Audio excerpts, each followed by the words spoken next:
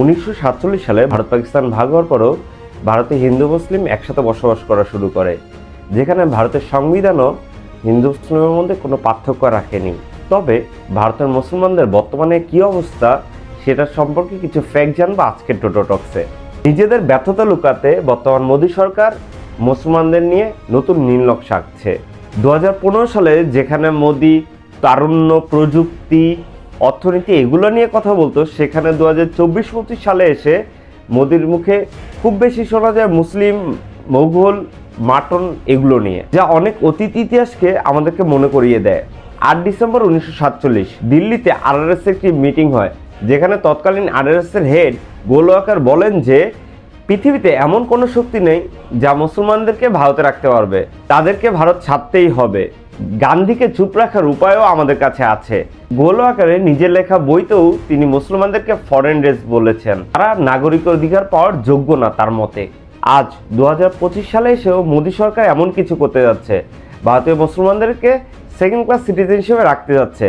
হয় আপনাকে মাথা নিচু করে বেঁচে থাকতে হবে, অথবা আপনাকে দেশ ছাড়তে হবে। একজন মুসলমান ডক্টর একটি হাউজিং সোসাইটিতে বাসা ভাড়া নিতে গেলেও সেখানেও প্রতিবেশীদের সমস্যা হয়, শেষ পর্যন্ত তাকে বাসা ছেড়ে দিতে হয়। पूरी सोसाइटी को बिना अवगत कराए उन्होंने अपना घर एक गैर संप्रदाय के व्यक्ति को बेच दिया। डॉक्टर इकरा चौधरी है, देखिए कोई गैर संप्रदाय का व्यक्ति हमारे पीटीआई सिटी में मंदिर के वो भी सामने आकर रहे। দিল্লিতে মুসলমান দোকানদারদের তাদের দোকানে তাদের পুরো নাম লিখতে বাধ্য করা হচ্ছে, যা তাদেরকে ইজি টার্গেট বানাতে সাহায্য করে। सुन, जो तेरा अल्टम नाम है ना, मुस्लिम नाम है जो, वो मुस्लिम नाम लिखाओ उसमें। क्या मुस्लिम है?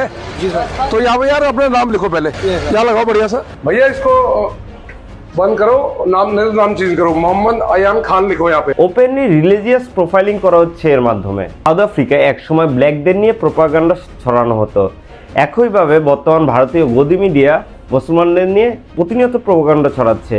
সোশ্যাল মিডিয়াতে রেগুলার ফেক নিউজ ছড়ানো হচ্ছে, এখানে একটাই জিনিস বারবার বোঝানো হচ্ছে যে মুসলমানরা ভারতের একমাত্র বড় সমস্যা।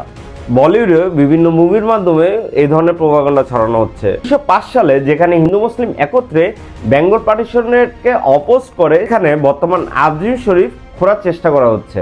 ওখানে বিজেপি নেতারা ওপেনলি মুসলমান দোকানগুলোকে বয়কট করতে বলছেন। 150 কোটি জনসংখ্যার দেশে প্রধান রাজনৈতিক দলের মধ্যে একটিও মুসলিম এমপি আপনি দেখতে পারবেন না। এই লিমিটেশনের মাধ্যমে মুসলিম মেজরিটির এলাকাগুলোকে এমনভাবে ভাগ করা হচ্ছে যেখানে আপনি চাইলেও আপনার পছন্দ মতো এমপি নির্বাচন করতে পারবেন না।